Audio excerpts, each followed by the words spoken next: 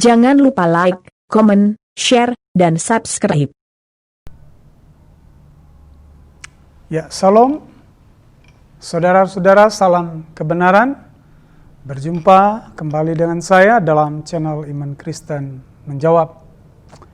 Kali ini saya ingin berbicara soal sesuatu yang menarik dengan judul Babi itu menyehatkan. Ini tentu saudara bertanya-tanya dan pasti tidak sedikit yang menjadi kaget karena selama ini kita sudah terstigma dengan berbagai macam pendapat bahwa daging babi itu lebih banyak menimbulkan sakit penyakit daripada kesehatan. Tapi setelah Anda nonton video ini mungkin saudara akan berpikir ulang untuk mempertahankan stigma yang sedemikian. Kita akan coba melihat dari sisi Alkitab dan juga dari bagaimana yang dikerjakan dalam kajian saintifik atau ilmu pengetahuan. Jadi ini adalah sisi lain yang saya bicara tentang daging babi. Oleh karena selama ini daging babi biasanya dihubungkan dengan iman. Bahkan daging babi dikaitkan dengan keberadaan manusia dalam hidupnya setelah kematian, yaitu surga dan neraka. Selama ini daging babi selalu dibicarakan dalam tataran-tataran seperti ini, dihubungkan dengan iman. Tapi sisi lain yang hari ini saya sampaikan adalah bahwa daging babi itu menyehatkan. Tentu Anda akan berkata, masa betul? Bukankah katanya babi itu banyak kolesterolnya? Nah saudara, sering sekali daging babi itu terdiskriminasi bukan hanya pada label halal atau haramnya, tetapi tidak sedikit diskriminasinya itu dihubungkan pada kesehatan yang mengkonsumsinya. Sampai-sampai saya itu pernah mendengar seorang narasumber dalam sebuah seminar yang waktu itu saya hadiri, dan dalam seminar itu memang narasumbernya ini kemungkinan adalah orang yang anti makan daging babi, tapi kelihatannya dia jago makan daging kambing.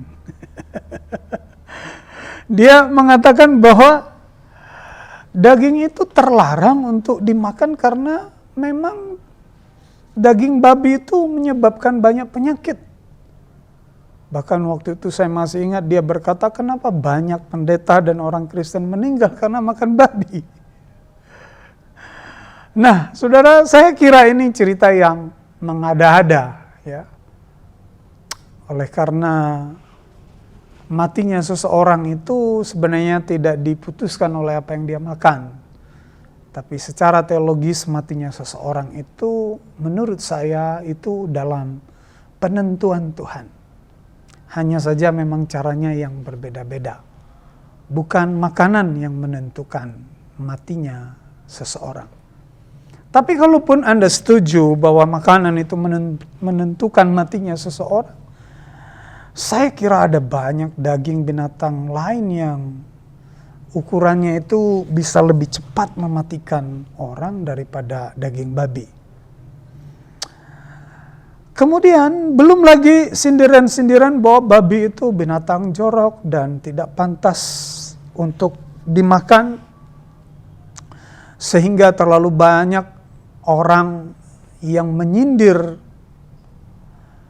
di mana daging babi ini sering sekali didiskriminasi juga oleh karena skala perbandingannya itu skala perbandingan gizi dan kesehatan dan lain-lain.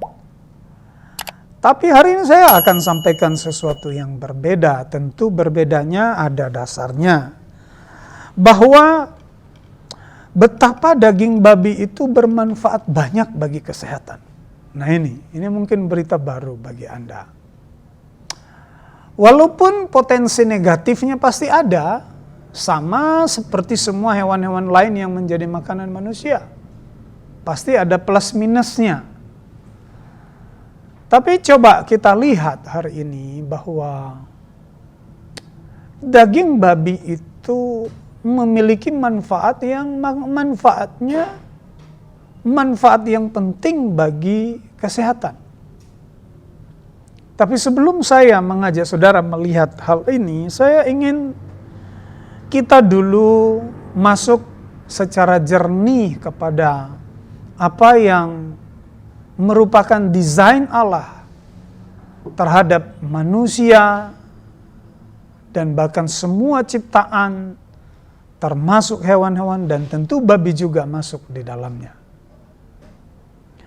Jadi kalau kita menelusuri dalam Alkitab, kemungkinan besar babi ini penciptaannya itu masuk dalam penciptaan pada hari yang ke-6, yang hari ke-6 adalah bersamaan dengan penciptaan manusia.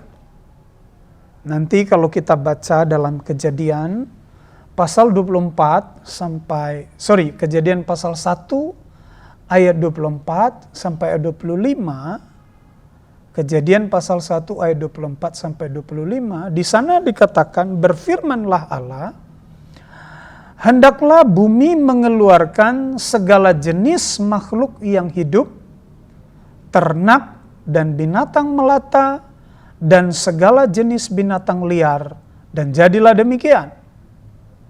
Lalu kemudian dikatakan, Allah menjadikan segala jenis binatang liar dan segala jenis ternak dan segala jenis binatang melata di muka bumi. Allah melihat bahwa semuanya itu baik. Baru di hari yang sama juga manusia diciptakan.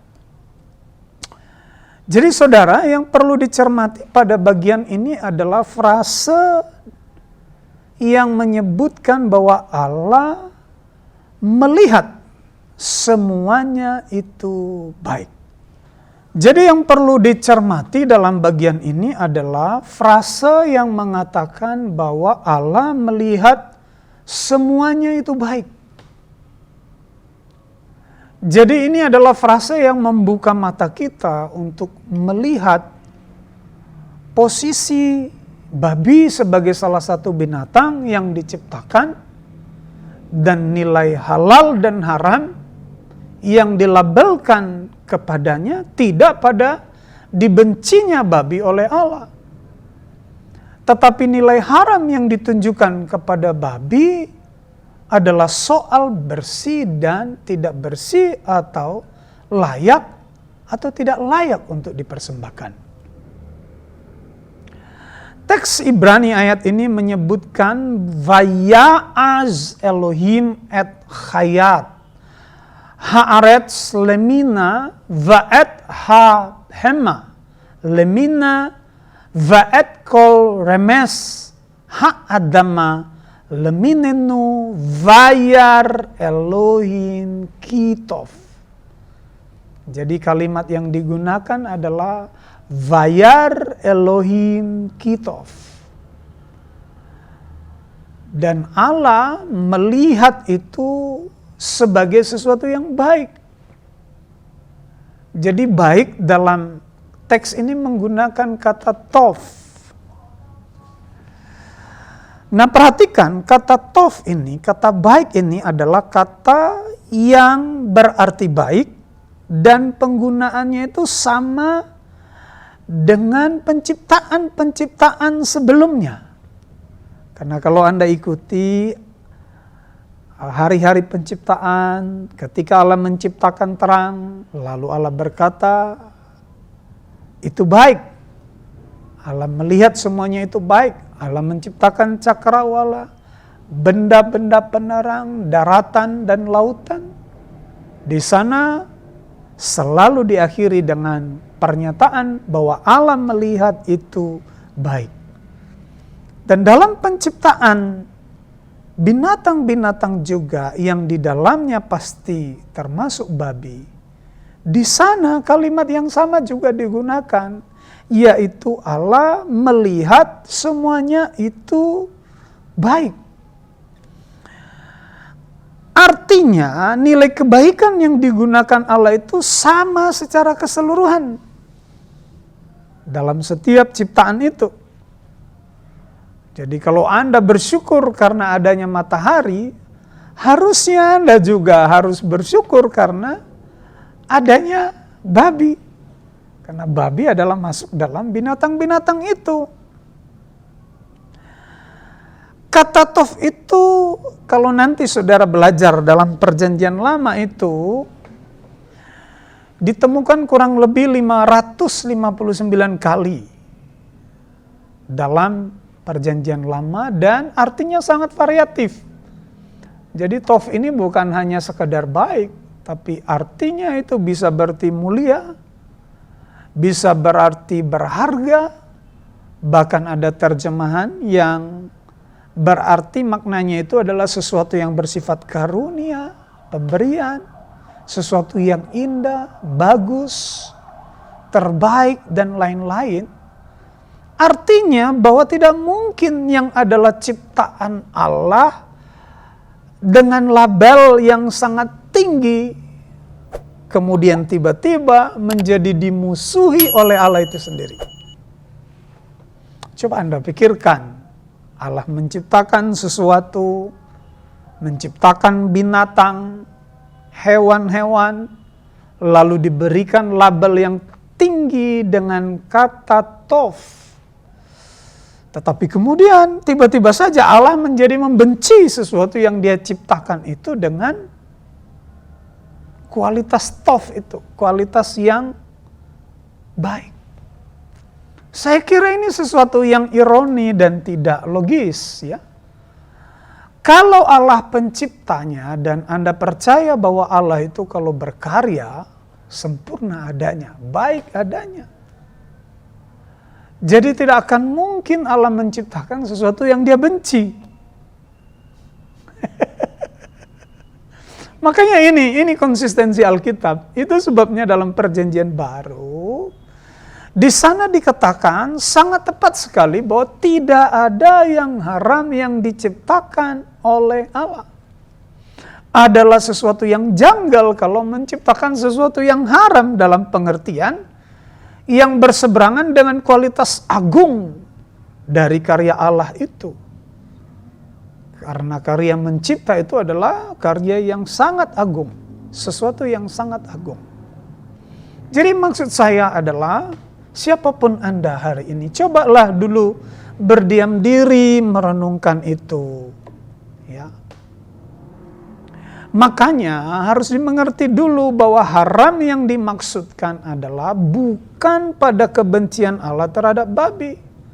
Tetapi kalau kita mengikuti catatan Alkitab bahwa haram itu adalah niatan agung Sang Pencipta itu terhadap umatnya untuk dibedakan dari bangsa-bangsa lain yang pada waktu itu bangsa-bangsa penyembah berhala itu, hidup penyembahan berhala mereka itu dekat dengan darah babi, daging babi, dan simbol-simbol babi.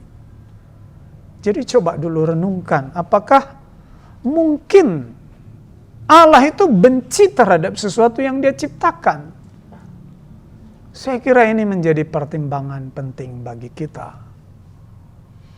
Nah, selain itu, babi itu menyehatkan, ini bukan asal ngomong, karena dalam kajian saintifik itu menyebutkan bahwa babi itu menyehatkan. Nanti Anda coba lihat, itu ada satu penelitian yang mana data ini berasal dari salah satu departemen, ya, departemen dalam negara Amerika, itu namanya Departemen Agriculture, ya. Jadi mereka punya data dalam hubungannya dengan Food Composition Database. Mereka mencatat bahwa National Academy of Science itu pernah menerbitkan satu penelitian pada bulan Februari tahun 2014. Dalam penelitian itu mencoba membandingkan kandungan mineral yang ada dalam babi dan juga sapi, daging sapi. Jadi penelitian ini menggunakan 300 gram daging babi dan 300 gram daging sapi. Kemudian diteliti seberapa kandungan mineral yang ada di dalamnya. Maka hasilnya dalam skala perbandingan, kandungan mineralnya yang ada di dalam babi itu adalah 5 dan di dalam daging sapi itu adalah 3. Kandungan mineralnya. Selain itu, pada catatan CNN Indonesia, ya ini CNN yang Anda bisa baca secara elektronik, tepatnya pada hari Sabtu, Agustus, bulan Juni tahun 2019, memberikan sebuah judul tulisan yang adalah hasil riset. Judulnya adalah babi itu 1 dari 10 makanan paling bergizi. Ya, ini satu tulisan yang merupakan berbasis riset.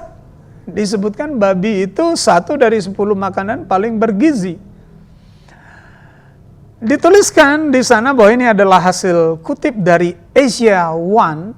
Jadi ini adalah penelitian yang dimuat dalam sebuah jurnal namanya PLOS ONE. Penelitiannya ini melibatkan 1000 jenis makanan mentah digunakan sebagai bahan uji. Dan sangat mengejutkan hasilnya adalah, perhatikan baik-baik, hasilnya itu menyebutkan bahwa lemak babi masuk dalam 10 besar makanan yang memberikan keseimbangan terbaik pada kebutuhan gizi harian seseorang.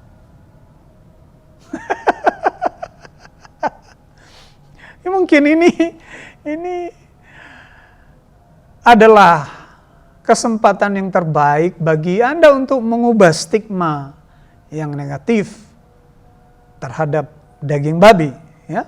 Jadi 10 besar masuk dalam 10 besar makanan yang memberikan keseimbangan terbaik pada kebutuhan gizi harian seseorang. Bahkan dituliskan bahwa lemak babi itu berada pada peringkat 8 dalam 100 makanan dengan skor gizi 74.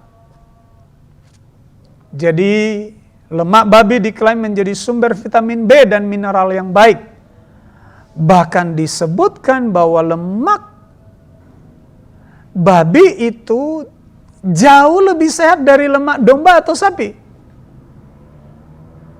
Dan yang menarik, dalam catatan itu dituliskan bahwa selain itu disebutkan bahwa lemak babi mengandung asam oleat dengan lemak tak jenuh tunggal 60%. Nah, perhatikan, asam oleat tak jenuh tunggal ini baik untuk kesehatan jantung, arteri, kulit, dan membantu mengatur hormon. Jadi babi itu menyehatkan, walaupun daging babi itu punya hal-hal yang negatif juga untuk kesehatan manusia. Tapi hal negatif dan hal positif itu untuk semua jenis binatang di dunia ini ada. Selalu ada. Bahkan termasuk ikan yang dianggap sebagai makanan berbentuk daging yang paling sehat tetap juga ada. Ada unsur negatifnya. Jadi saya sangat percaya bahwa pasti ada yang baik dari apa yang diciptakan oleh Tuhan. Kalau Allah mengizinkan manusia untuk menjadikan binatang sebagai makanannya, maka pasti ada tujuannya. Jadi, sebagai penutup bagi saudara dalam diskusi kali ini adalah haram pada hubungannya dengan babi janganlah berbicara pada betapa bencinya Allah dengan babi. Karena akan sangat terlalu naif kalau Allah diperlawankan dengan babi yang adalah ciptaannya. Haram pada konteks perjanjian lama adalah hubungannya dengan bersih atau tak bersih, atau layak atau tidak layak untuk persembahan. Jadi ingat, bukan bermakna kebencian. Jadi jangan benci dengan daging babi karena ada kandungan yang baik darinya untuk manusia. Akan tetapi, jaga keseimbangan. Jadi silakan ciptaan yang diizinkan oleh Tuhan untuk kita makan, kita nikmati sesuai porsinya. Jadi babi itu menyehatkan. Semoga ini mencerdaskan kita. Tuhan Yesus memberkati. Shalom.